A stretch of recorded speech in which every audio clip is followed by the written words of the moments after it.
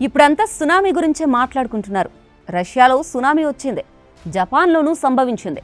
అందుకే సునామీ అనే పదం గూగుల్లో ట్రెండ్ అవుతోంది. ఇంతకీ సునామీ అనే పదం ఎలా పుట్టిందో ఇప్పుడు తెలుసుకుందాం. సునామీ అనే పదం TSU చు నామి అనే జపాన్ పదాల కలయిక. రాకాసి అలా అని ఈ పదానికి అర్థం. సముద్రపు అడుగు భాగంలో భూకంపాలు సంభవించడం, అగ్నిపర్వతాల పేలుడు, భూతాపాల వల్ల అధిక శక్తి ఏర్పడుతుంది. సముద్ర కెరటాలు తీరాన్ని చేరడాన్ని సునామీ అంటారు. ఈ కెరటాలకు తరంగ శక్తి ఎక్కువగా ఉంటుంది.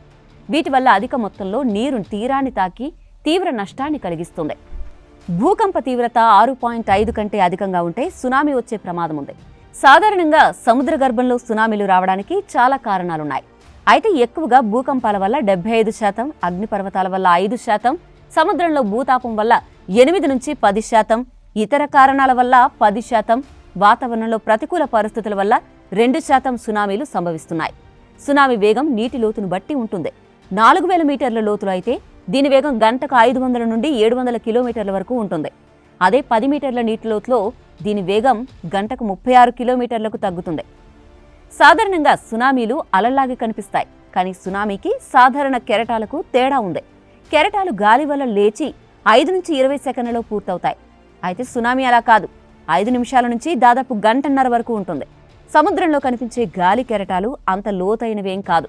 ఈ కెరటాలు తక్కువ వేగాన్ని కలిగి ఉంటాయి. సునామీలు అధిక వేగం కలిగి ఉండి తీవ్ర నష్టాన్ని కలిగిస్తాయి. ఉదాహరణకు 2004, 2011లో వచ్చిన సునామీల వల్ల భవనాలు, పడవలు, భారీ నిర్మాణాలు కూడా పూర్తిగా ధ్వంసమైపోయిన సంఘటన మనకు తెలిసిందే కదా.